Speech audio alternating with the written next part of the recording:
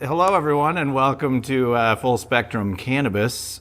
Today's show is going to be hosted by Lance and me, producer Sam, because Calandra has some super pressing issue to take care of. You know, she's an attorney. Yes. And she's off there doing some work Yep. that is saving someone's life, I imagine. Not a conference. No. Probably not a conference. Not a conference this time. We would have known. So, hello, everyone. Welcome. Thanks. Lance, I'll hand it over to you to introduce everybody. Hi, everybody. Hey, welcome. This is pretty cool because this is the first time that we have gone off site. Yeah, this is Right? our first time with this show, isn't It's it? like a little vacation.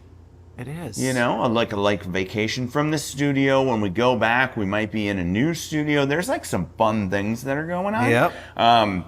But more fun than that is we're at CannaJoyMN. CannaJoyMN. I mean, this would make a fantastic studio. I love this space. It sounds nice. How long have you been in here? We're just short of a year. So we've got 2 weeks, I think, and that'll be our full year on September 23rd. So near when this is coming out, then you will have to have congratulated or congratulations belated. Right. Something like that. Does that make sense? So anyways, Bob and Erin, the proprietors here, the seed masters, So, and Bob know. and Erin, are you a couple? We are. I thought so. I mean, but you know, I Sam, don't ask a lot of questions. have you before- married some people before? Because it just almost sounded as if you're like, now you are pronounced. Oh yeah, no, I have not. They're like, yeah, we are. I assumed so, but assumptions have gotten me into trouble in the They past, usually so do, right? I had to ask. Yep. We get to be work wives and partners in life, so that's Yeah, been so you're fun. at each other's throats all the time with the. No, I'm just that's kidding. the whole Oh, point. look We at get to you do it guys. together. I know. It's You amazing. seem to get along very well. I know. And in the comments, how many people do you think actually have it that way? What do you think that the number is? I doubt it's a 50-50, right? Like, get along at work is probably more like a 20%, 20 to 80. Work and live together, you mean? Yeah. It's pretty rare. Right? How long have you been together? Oh gosh, since we got married in 2011, Okay. and then we'd been together for almost 8-10 years before that. Oh. So we've known each other for I get quite it. a while. They're Yeah. pretty chill. Yeah. I don't know that. I don't know that. Well, you run I a could pull that cannabis off. shop here in South Minneapolis. Yeah. Yeah. Beautiful. Does that make you Minneapolis. chill? I mean, is that like a requisite of Well, being in the Yeah, that's a good cannabis question. industry? It's kind of like a duck. You're cool on the surface, and then underneath you're like getting all the other things done, and you I know. was wondering where we were going with the duck. I Yeah. like that analogy. Yeah. I think the cannabis industry is pretty good at being ducks. Yep. You know, like we're like everything's good, and then Everything's fine. go and do our 10,000 things that we do every day. Yep. Oh yeah, I get it. I get where you went with it. I'm just wondering, like, because my entry into the cannabis world was conceiving of and producing this show, right? Yeah. Yeah, and I don't know much about it, but I know I had met Lance and Calandra, and I thought I really want to learn more about the cannabis industry, and I want to tear down some of my own stigmas that I've got around it. So, what better way to do it than to kind of educate people through, a show they can listen to? Yeah. But are there like big time jerks out in the cannabis world too, or is everyone pretty nice? 'Cause so far, Big time jerks. are there? That's one of my Are there favorites. a-holes? Big time jerks. Yeah, because most everybody I've met is like pretty cooperative and Yeah. decent and friendly. Like, Yeah. We like You know- to focus on joy. That's our plan. So if people in the industry are bringing us joy and bringing the community joy, then we usually are probably going to be able to work well together and I love it. collab. So Yeah. joy is at the heart of everything that we do. I don't think it answered the question. Are there big jerks? There could be, but There for sure is, as there is in every industry, I think. But I think that I think we do our best to. We try to walk with them, but sometimes we have to walk around them in order to keep our joy. Okay, exactly. Is what I would say. politely said. Yeah. Well, I also think that I hear more about weird behavior and kind of jerks in the industry than I actually see. I really I don't know. Maybe it's just, we're looking for joy, and it's kind of like a minivan. You buy a minivan, and all you see is minivans. Yeah. I don't know. Yeah. You have a good day, and all you're seeing is everyone else's good day. And so much can really happen in that space, Yep. where conversations like these can, really shape Yeah. people's perspectives. And so, there's, like you're saying earlier, there's an energy and a back and forth between folks, and when hopefully we're bringing the joy, oftentimes you it are. does others. Yeah, we were talking about we don't catch it as much as I hear about it. How about that? Okay. Yeah, we were talking about the abundance thing and how you have to manifest these things. So you're maybe CannaJoy, you're manifesting joyous relationships through Yeah. who you two are, right? It's literally our mission. Yeah. It really is. When we think about who we are as a company, joy is where we try to center ourselves. Like Yeah. you were saying, we work together, we live together. And when we started on this business, that was really central and focused. And we wanted to center everything that we do kind of around that. Joy has such a way of changing your perspective in a moment in a day, right? It can happen so fast. You can be having a rough day and you take a walk through the garden.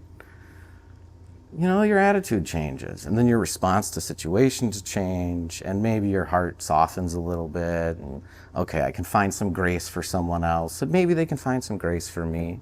Yep. And it all starts with that moment of turning your perspective and focusing even for just a moment in a day on something you find joy. And for us, that was just, kind of where we wanted to focus. Yeah. I Because like it really it. can have such an impact. It does. I think it has a great impact, and that's why when I come in here and I see you guys, and I'm excited when I walk through the door because I know what I'm likely being greeted with on the other side of the door is excitement as well. So we have a good time together. So, CannaJoy, right? It's in the name, right? Kind of told a little bit of the story, right? You're like, it's kind of in the middle. Was that on purpose? How did you come up with the name? Well, our first business together was because of our art. I do painting and Bob does woodworking, and so we had Creative Joy as our art business a few years before jumping into CannaJoy. And Bob ended up having some health scare that I think brought us to a point of like, we'd been talking about doing something like this for years. We'd been thinking about it and, doing some of those like visualizations and planning. And then at that point was like, you know what, let's do this, because if we're 80, this is going to be something we're going to regret if we don't do it. It's always the stuff you didn't do. Yes. That's what Yeah. like on their deathbed, that's what people always Yep. say. Oh, I should have done this, or I wish I had done that. Yeah. They say you have two lives. The first one when you realize you only have one, and then you start living that one. And it was really big for both of us. And so jumping into, the CannaJoy piece, and, it was like a January of 23, and we had 3, family members in our basement, and we're like, we're going to start a business, and they're like, what in the hell is happening? Start a business or a different business. Another business. Right? Because you had already. So what was the first one? Creative Joy. Creative Joy, And that was yeah. really for our artwork, right? Yeah. And I love wood turning, and Erin's paintings are amazing. And Is this your artwork in here? It is. Okay. Yeah. We do have some other artists from around the state. We do like to support Minnesota creators, knowing with the pandemic, so many different galleries closed, coffee shops, that those places for people to have that To hang space their art. ended up being a lot less. And knowing that we are creatives, that was something that we wanted to incorporate into what we're doing here. And like what you were saying, you were kind of just wanting to be more curious in the cannabis space. I do, and I still am. Yes. Yeah, very much so. This is something that we really intentionally did, of like being able to have a soft landing for cannabis. If you know very little about it, you will be welcome here and we can talk about it. If you know a lot about cannabis, great, let's talk about that as well.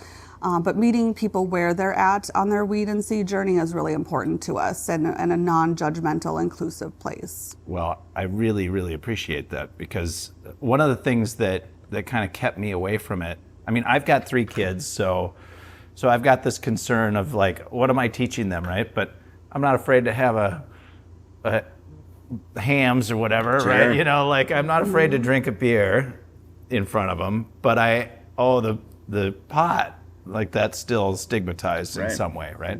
We feel weird about it, and I had this. Yeah, I had you this do with my. too? Yeah, Or you I still had understand this, that? I had the same thing with my kids, and I still do now. I mean, I've had the conversations with them, and I told them I'd rather have them drink an infused beverage than to drink an alcoholic beverage, but here to support however I can support. If they're going to do what they're going to do anyways, let's meet them where they're at and see if we can just continue to be the guardrails if they'll allow us to. Yeah.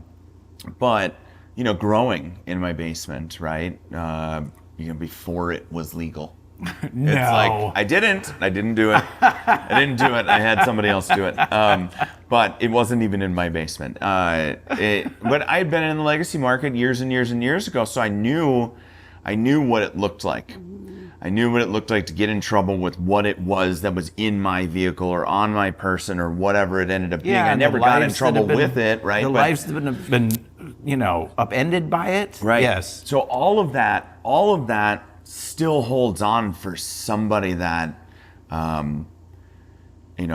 folks like us that continue to advocate for the plant, right, and have always advocated for the plant. Like it's hard to shed that skin, that armor in a sense of like how we had to defend ourselves in a sense, and what could be taken, and what was taken from a lot of people, and continues to be,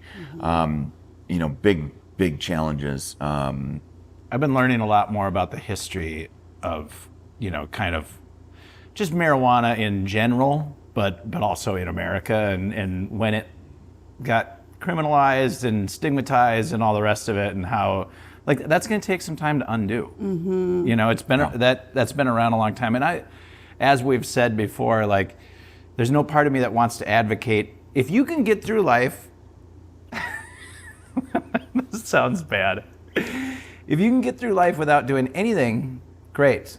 Like without any mind-altering chemicals, whether that's THC or alcohol or anything else. But the fact of the matter is a lot of people are going to find their way to something. And it seems like cannabis, if you take away all the crap it's been buried under for so long, you get to cannabis and like, oh, that's less harmful than this other thing that's always out there, always available, Yeah, kind plants, right? Like I've talked about kind drugs before, and we need to call it a kind drug because that's just how we understand it. But mushrooms are kind drugs. They tell you when you've had too much. Cannabis tells you when you've had too much, right? Like, cocaine doesn't tell you when you've had too much. Cocaine's like, what's up? Let's go. Still a plant. Right? And then crack cocaine. Holy crap! Like there's so. But then you look at Kava, and Kava's, is Kava a drug? Is Kratom a drug? Yeah, I think Kratom's maybe not as kind, right? Because there's a lot of people that that need a lot of Kratom to get through the day. I don't even know what that is. Right. So it's still just more plants, more Yeah. plants and things that they do. But one way that I was explained, and we'll have to have somebody on that, we will have somebody on that knows more. Like we'll do like a whole Kratom thing probably, Sure, yeah, that'd be right? great. And Kratom, the way that it was explained to me when somebody brought it into the shop that I was running before, it was like, all right, cool. So this is Kratom. And I'm like, cool. What is that like? And they're like, well, it's like, 2 really strong cups of coffee without the crash. And I'm like, oh, interesting. So I drink it. And I was like, whoa. For like 2 hours, I'm sitting here thinking I'm getting so much work done on my computer. I'm like dialed in, right? Like every key press, I know everything that's going on. Like the earth isn't even moving. Time has stopped. This is the best in the world. I didn't crash, but when I got done with the whole thing, I didn't get much work done. So you weren't as productive as I wasn't as productive brain as I was thought telling that you it was. were. I'm not saying that but my brain was telling me I was on it, right? Yeah. Like this is the best. And then I got done and I was like, my brain was tired because of how much activity, right? And you know, same thing with a lot of different things. Like you have something for that first time in your body and that experience and how you're reacting. It's just like, just happened. And then I feel like my eyelids wouldn't shut to normal for So it broke you. Oh my gosh. It was something. But Kava is kind. Actually a reverse tolerance where the more that you ingest of it over time, the less that you actually need to ingest. So it's more of a frequency versus a quantity. Either. And I wonder if coca plant, like if you were closer to its natural state, if it wouldn't be less harmful for you. Well, for like sure. Chewing the leaves or whatever. It's the process part of it that makes it challenging. Seems like crack cocaine is about as far away from the plant version of it as it can get. Yeah. It is. But yeah. When for we sure. get to meet people coming through our doors, I think getting to hear their stories, right? There was a woman who came in and I'm 40 years old. I didn't try any THC until a year ago. And now she's like, and I had so much judgment towards people. Yeah, right. I was like, what are they doing? And she's like, what? Here I was this whole time, and now I have, a THC drink while I make dinner, or I sleep better.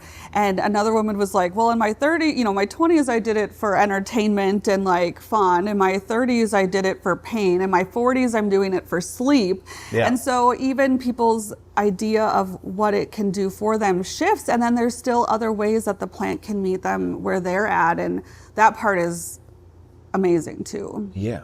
Well, I think that's the whole education piece around all of this too. Like, I know we kind of harp on this on the show, but I think it's important. Mm-hmm. Like we talk about it a lot, but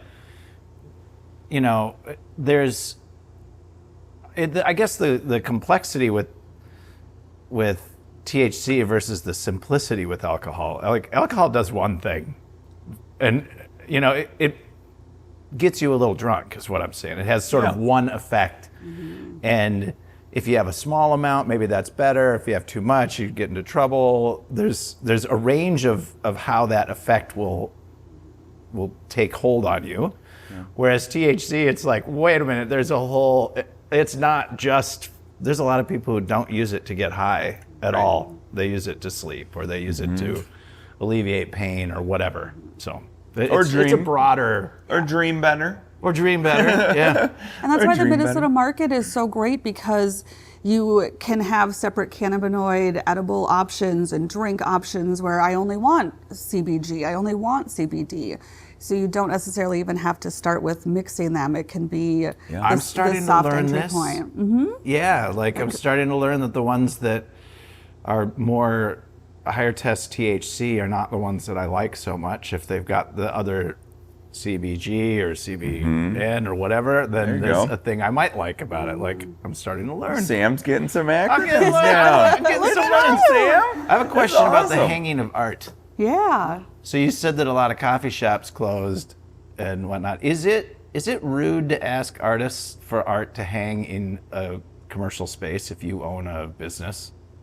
Well, what we do is a consignment. Can you do that in the right way, Yeah, we do a consignment option for people. So if they have their pieces here and it does sell, like, then they're going to get the majority of that for amount. sure. And so I think that's important of being able to let that space be for them. But then people can enjoy it when they come in, or there might be new artwork to check out while they get, their edibles. So it's kind of like always growing and breathing, a living, breathing space. I have artist friends. I have friends who are artists, right? And they're sitting on so much work, and it sits in a space.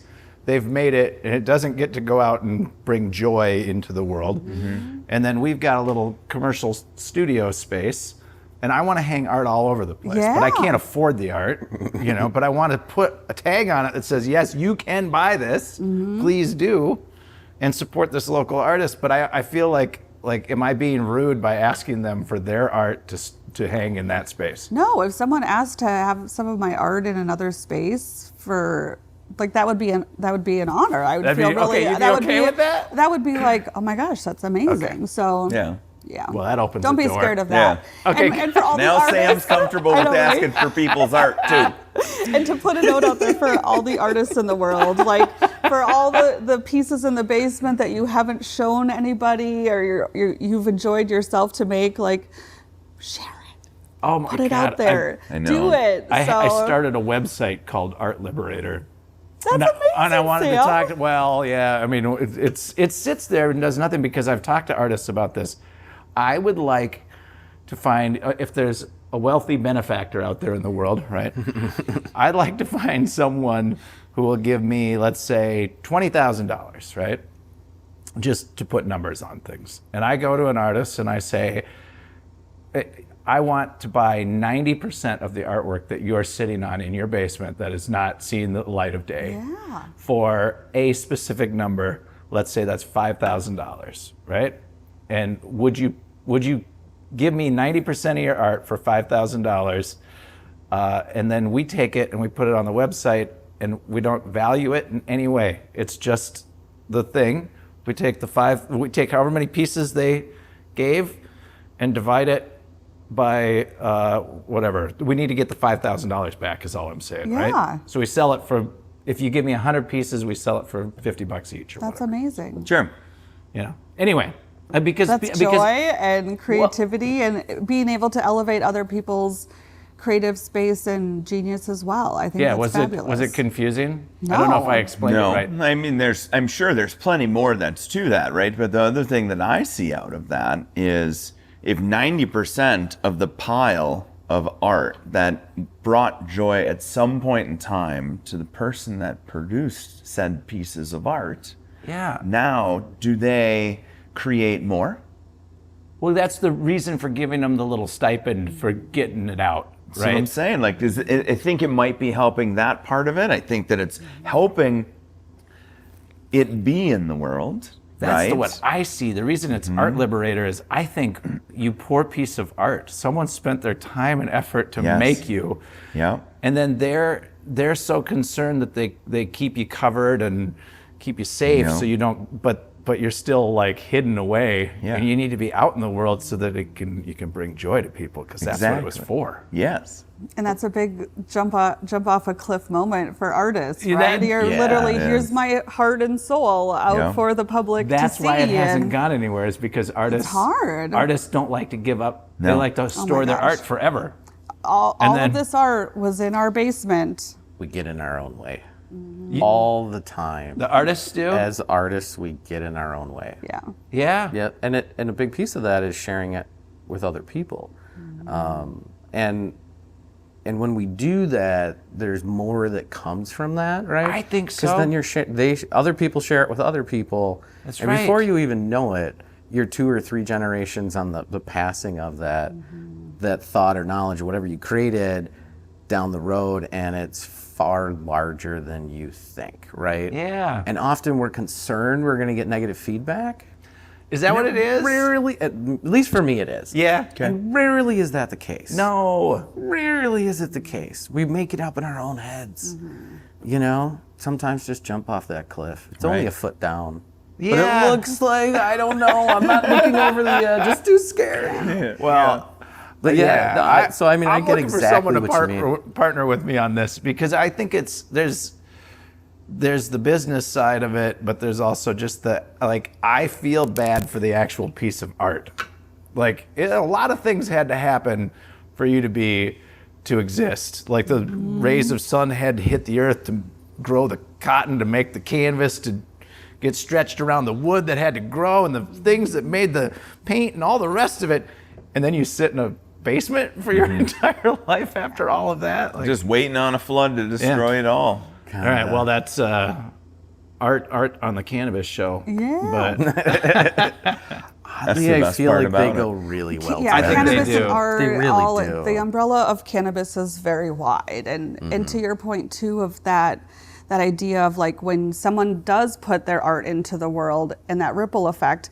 If someone sees that art and then that inspires them to maybe make a painting or do some other research of a different artist that they've always, like, you don't know where that can go from somebody else seeing your work. And so don't deny others their own creativity by seeing yours. I mean, it all fits in there, and I don't think it devalues the art in any way to have it be out. Like I know some artists think, well, maybe someday this will have more value. I don't know if that's really something they're thinking, but maybe some of the better known artists, they're going to sit on their art hoping that someone maybe buys it or something. But like, if it's just sitting there, it's just sitting there.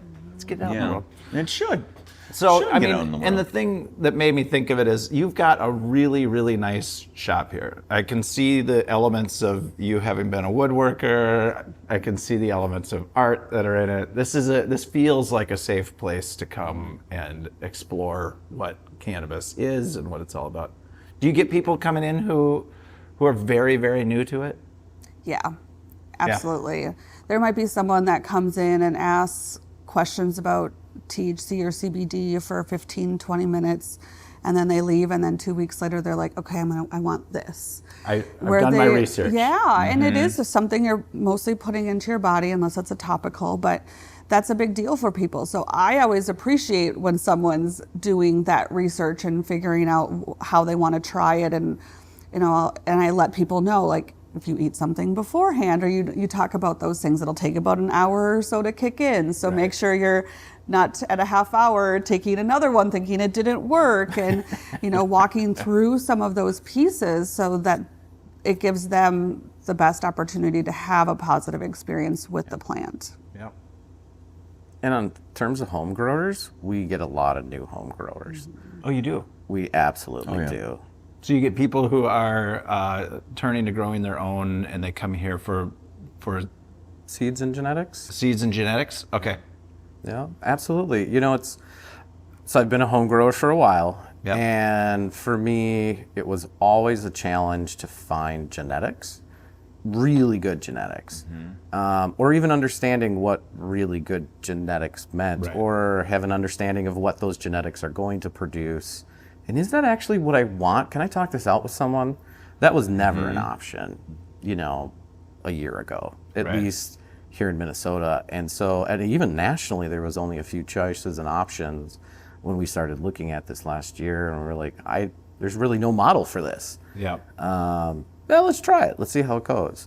It just, it was find something that we're passionate about, that there's a problem of, that we try to solve. And coming out of that was, oh man, let's open a seed bank. This is literally my candy shop.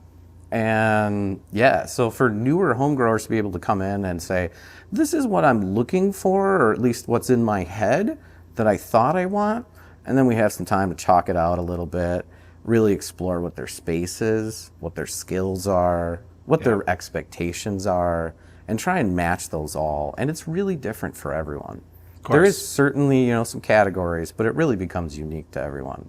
And that's really why we have such a wide variety of strains, almost 300 strains now. 300 strains that you can buy in this store? That's right. Come on in and pick one out, and we'll talk about them. Yeah. Yeah. And there's sort of documentation around what each strain does and why it's different. And no kidding. And we're also seed highlights. labelers in Minnesota, so we test seeds that come in and then are able to label them so everything is compliant with the law. Yep. Yeah, and this is all above board now. This is all legal, and people can do that. What are the laws around what a person can grow on their own at home? Ooh, so Minnesota has 8 plants in total for home growers right now. Okay. No more than 4 of those can be in flower. So if you wanted to have 7 plants in veg and 1 flowering, you could do that. If you wanted to have 4 in flower, 4 in veg, you could do that. What's veg? What does that So mean? vegetative state is the first state that comes That's a good when the question. plant It's a great starts. question. It's the plant really has a first half and a second half, and that first half is the vegetative state, where it's growing leaves, it's growing stems, it's getting branching to occur. And if it's an autoflower, it'll change on its own into flowering based on time, or if it's a photoperiod, you're going to have to either change that light schedule indoors, or in early mid-August, it'll change outdoors naturally. Okay. Once those dark levels get high enough for the plant to change hormonally. Okay.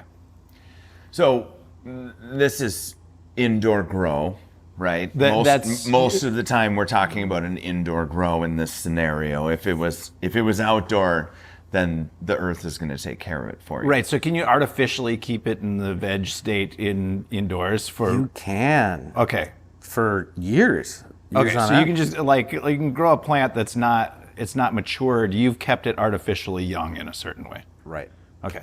We've prevented the hormones from in the plant from building up to cause it to flower. And we do that through light.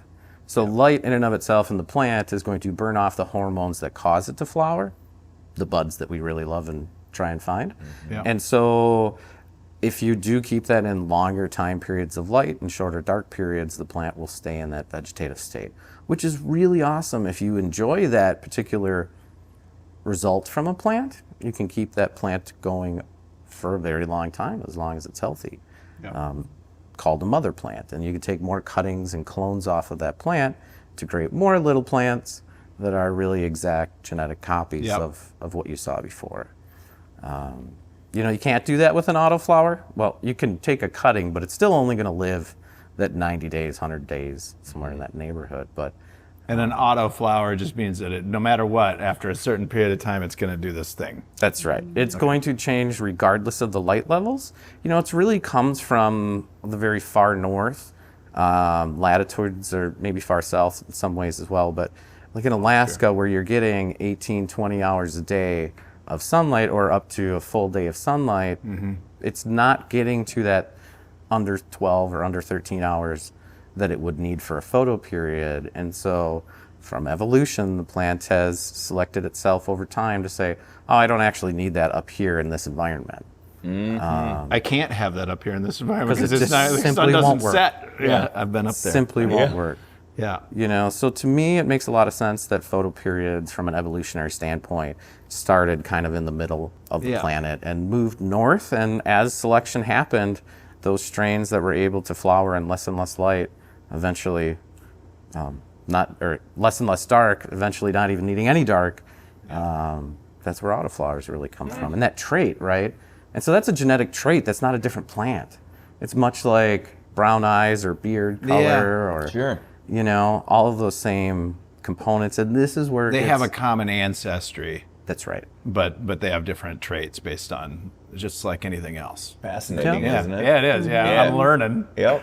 Well, and again, it's my candy shop. Like, I am endlessly fascinated by the genetics of cannabis. There's so much that comes out as we start to see scale now across the country. 10,000 plant pheno hunts. 1 out of 10,000, something cool happens. Multiple farms, many, many farms in California on the West Coast and now East Coast as well. Even throughout like states like Tennessee and others, many, many of those. And now you start to see 1 in 100,000, 1 in several million, and those kind of oddities and interesting expressions of the genetics are going to become more and more common as they're Because found. we're growing and monitoring the life of more and more plants on a larger scale. Yep.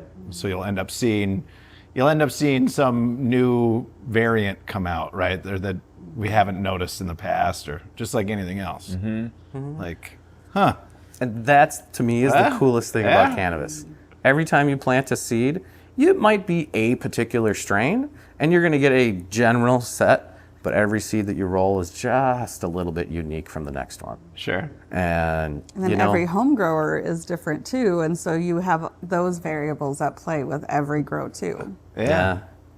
Well, okay, so I have so many questions about just I know. Well, the industry itself. That's what's so fantastic about Sam was like, so Calandra's not going to be here today. Should I hop on? I'm like, hell yeah, you should hop on, right? Because the questions that Sam is going to have are so I'm like a different. newbie. I'm like a so complete different, and newbie.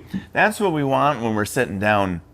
When we're sitting down with folks like this, is to take that opportunity and talk about, yeah, sure, some of the like nerdy, like let's get into the weeds a little bit kind of stuff, but then also, Well, so wait, what? Autoflower versus photo. What is? People always say that, and I never know what they meant. You know, that's what we're here for. We're just here, and to have some fun too. Yeah, totally. Yeah. Yeah, so I mean, when I think of it, like, I think of smoking pot as a different thing now than the consuming of these edibles. Sure. Like, and, you know, when I was younger, I'm one of those when I was in college people.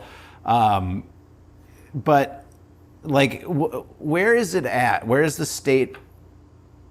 It feels to me like the beverages and the edibles are going to be much more of a mass market thing than the growing of and consuming of pot by smoking, but I don't know for sure. I have no idea where that breaks out. I think Minnesota is one of the more interesting markets in the country, for the very reason that we've had legal hemp products here now for a couple of years prior to opening adult use. You know, in many other states, when they initially started, it was very heavy flower that people would smoke and very light products that people would consume. And so I think from what I'm seeing in other states, that's really reversed, where flower is actually less than half and products are really coming up. And I think what was interesting Here in Minnesota. No, just around the country in markets that open to our adult use. Yeah. And so what I found really interesting is that it's not so much that flower has decreased as a category in terms of volume, it's that the other categories of edibles, and particularly beverages, has really increased and broadened the market in a substantial way. So I do think that consumers are finding what they prefer. And I think as you go to a larger and larger market, non-traditional cannabis consumers that now come into it looking for a product are able to find something that might meet their needs in a different way. Yeah, right? I mean, they're coming at it without the baggage of the last 50 years or 70 years, right? Right. So like, oh, what's that thing over there about cannabis? Something, give me what you got. Yeah. And that's a different, likely a different set of product mix.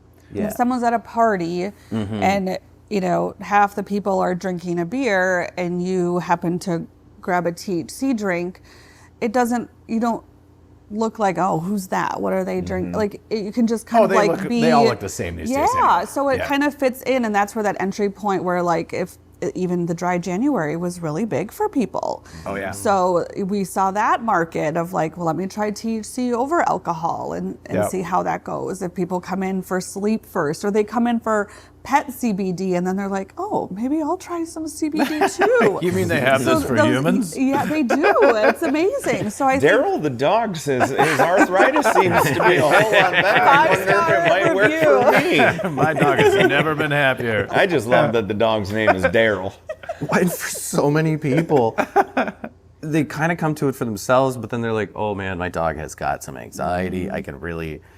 Can this help them? And it often does. Oh, for sure. And that's, I think, where it starts to broaden people's mind a little bit.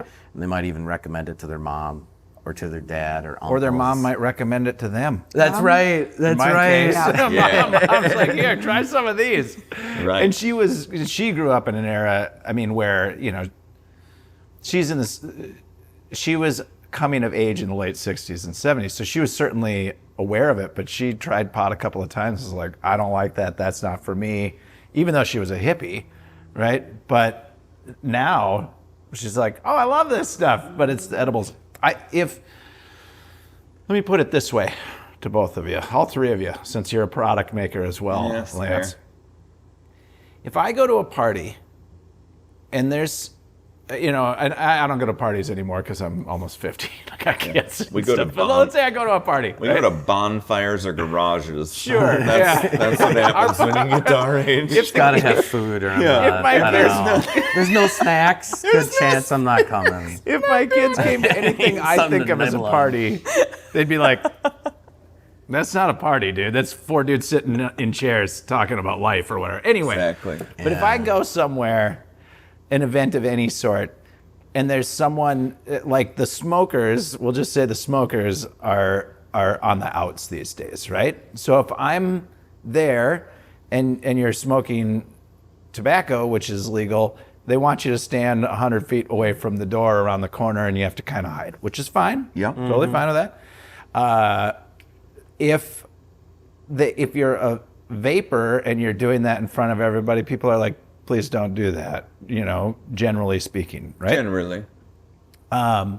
If in order for me to ingest the alcohol, I had to smoke the alcohol, it would be, I would assume, stigmatizing too. So I think the fact that you can now package it in something that does not feel like I don't belong, I would suspect that the beverage side of things is going to be, it's opening it up to a far, far, far larger market, because there are people who are just not going to do it if it's in flower form and they have to smoke it. It makes them feel weird to even think about smoking anything, let alone a drug, Those folks will still grow, though, when they figure out that they can make their own butter with the so they can make their own products. The fruit of that plant, the flower of that plant can much you now, right? So Now, what's that? And how much you get from one plant. I mean, we'll run through it quick. If you do cost-wise? a tiny auto flower and you get yourself 2 ounces, right. and let's say it has a low THC at 10%, just make the math easier. Sure. Maybe it could double, maybe it could triple, but 0.2 of an ounce, it's about 5 grams, 5,000 milligrams, and you're recovering a big chunk of that, plus your other cannabinoids and terpenes that'll come along with that. And so, I think when folks start to think about what can I do with what I just produced in my garden, it's actually quite a lot. A ton. It really is. We're talking about products in Minnesota that have 5 milligrams. Yeah. And again, a 2 ounce autoflower plant in your backyard, that a 2 ounce is about 2 feet tall. Yeah. That's a lot of milligrams you're pulling out of that to use for all kinds of things throughout the course of the year. Okay. Not to keep on this topic, Sure, but if there's one thing that seems to be true about American consumers, but probably consumers everywhere, easier is wins all the time. Oh, it does. Every For sure, single for sure. day, always, easier is Convenience better, wins. right? Sure. Because even knowing that you can grow nice things in a garden doesn't mean that I'm not buying tomato sauce. That's right. In a can. Sure. And all the rest of the stuff that they sell at the store, because that all represents easier. Even though I love my fresh garden vegetables and stuff. Right. So this is a new garden vegetable. So if I get into it, just like any regular gardener, I know the tomatoes I grow in my garden are better than the tomatoes that I can buy at the store, and they, whatever the cost is, I also get all the benefit of growing this thing and the enjoyment out of all of that. So there's going to be people who come into cannabis, into marijuana that way. And you guys are so into it that you meet those people and you appreciate those people. Yeah. The general mass consumer is going to want a can. For sure. They are Absolutely. No doubt. They are going to be like, I don't. Okay, cool. I can grow a bazillion milligrams of it, but you'll sell me those, right? Exactly. Yeah. Or they get one of those while they wait for their plants to grow. There you go. That's a win-win too. Yep. It's the fastest growing, slowest ass growing plant ever. It's from seed to even a decent middle harvest with an autoflower is 5 months. Okay. Till you're consuming it in a smokable form, maybe 4 months if you make an oil or an edible out of it. And so it does still take a while. Convenience is going to win. Convenience wins. Yep. That's right. There's still a grocery store with lots of tomatoes in it, even though there's farmers markets with way more heirlooms and people who are still growing in their own garden and consuming those. I don't think it's going to be any different for cannabis. I think all of those choices will be available. And honestly, I hope Minnesota really keeps all of those choices available and embraces all of them, just like we do with every other agricultural product here in Minnesota. Right. Yep. We do a really good job with some things, So we just need to keep doing those. Yeah. We've often said that growing cannabis is the gateway to gardening. And it usually just makes you Gotcha. want to grow tomatoes with your plant. Or, I think knowing when you were growing that you knew where it came from, what's in it, how it was made, the start to finish, that was a big deal. And then you do that process, you're like, well, I can do lettuce, I can do tomatoes, I can do strawberries. Let's try a hydro strawberry. Right. So those components, and then for other people to have that experience this summer, growing outside for the first time or throwing their autos out, and then Yeah. they're just like, oh my gosh, someone is like, I just got 4 big mason jars like filled from my autos outside. And Yeah. they're going to be lifelong growers. They're starting the next harvest, and we've met so many people that grow but don't smoke. They just love the process of growing the plant. See, I can And get behind that. and Totally you even is. said it's Yeah. like the plant heals you twice. It heals you growing it, and then it heals you smoking it. And so there's so much of learning in that process that I think brings people coming back. And if it might be another year before we see, being able to do the adult rec here, it's just more invitation to say, well, grow now and you can keep having your own harvest until that time. Exactly. I like that. Let's take a break, huh? Yeah, sure. We can Yeah. take a little mid show break. No. Perfect. Good. We'll be back.